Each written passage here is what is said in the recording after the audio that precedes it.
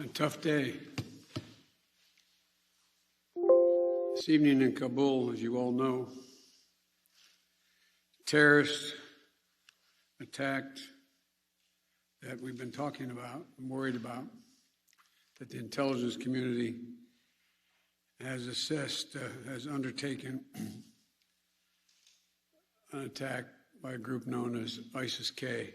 Took the lives of American service members standing guard at the airport and wounded several others seriously. He had also wounded a number of civilians, and civilians were killed as well.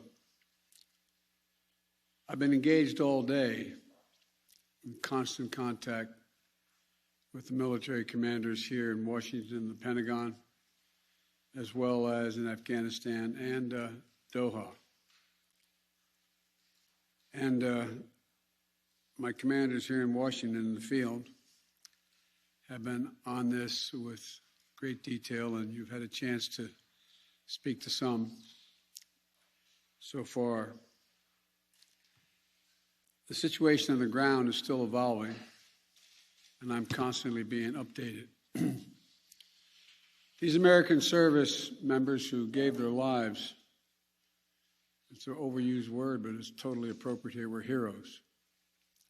Heroes who've been engaged in a dangerous, selfless mission to save the lives of others.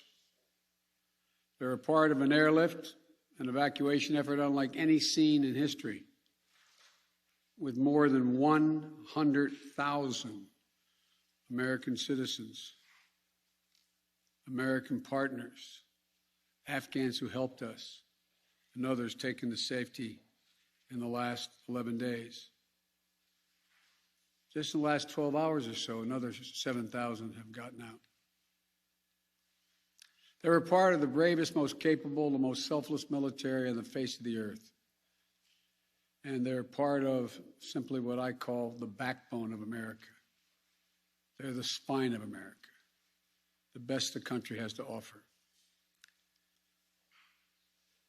Jill and I, our hearts ache, like I'm sure all of you do as well, for all those Afghan families who lost loved ones, including small children, or been wounded in this vicious attack.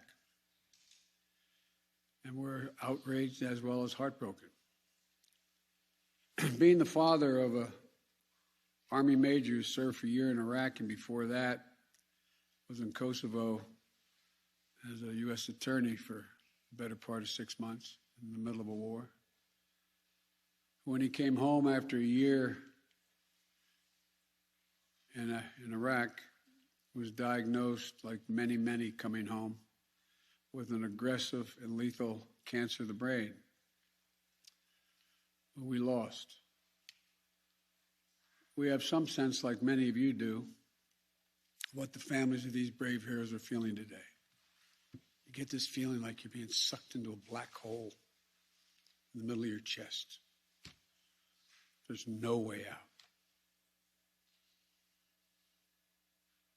My heart aches for you. But I know this. We have a continuing obligation, a sacred obligation to all of you, the families of those heroes. That obligation is not temporary, it lasts forever. The lives we lost today were lives given in the service of liberty, the service of security, and the service of others, in the service of America.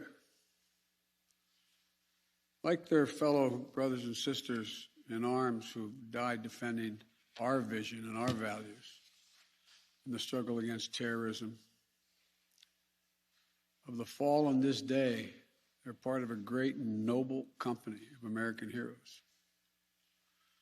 To those who carried out this attack,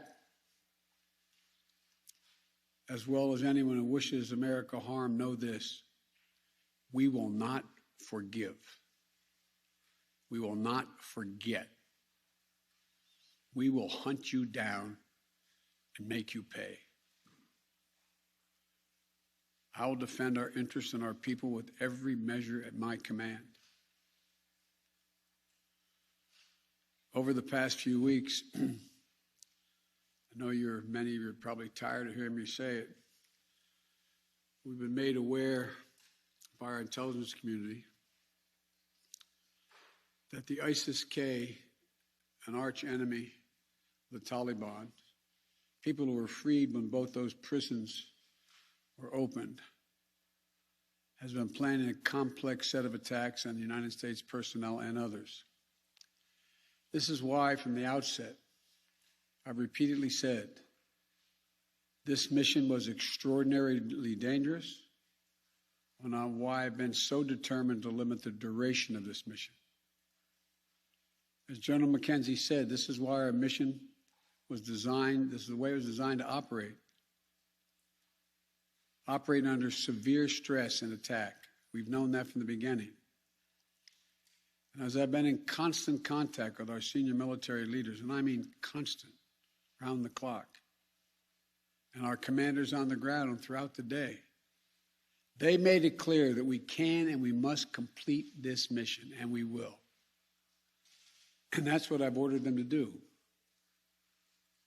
We will not be deterred by terrorists. We will not let them stop our mission. We will continue the evacuation.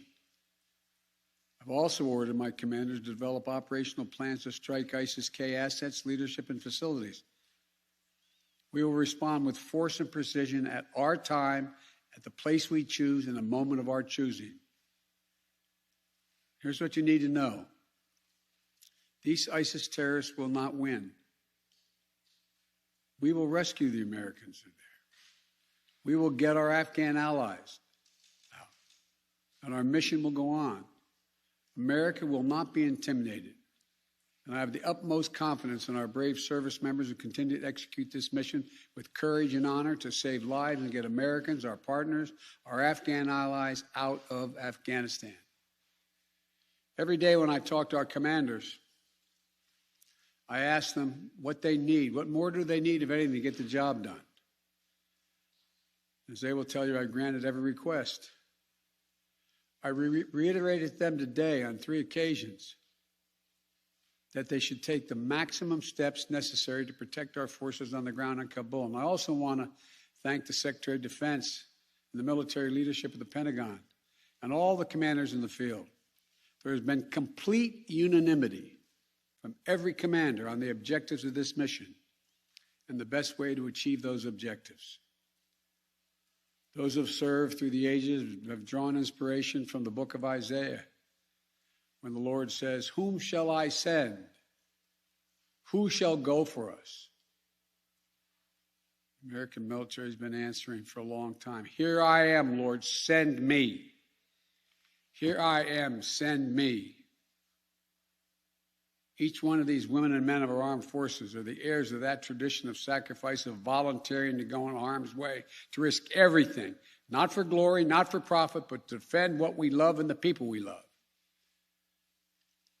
And I ask that you join me now in a moment of silence for all those in uniform and out of uniform, military and civilian, who have given the last full measure of devotion.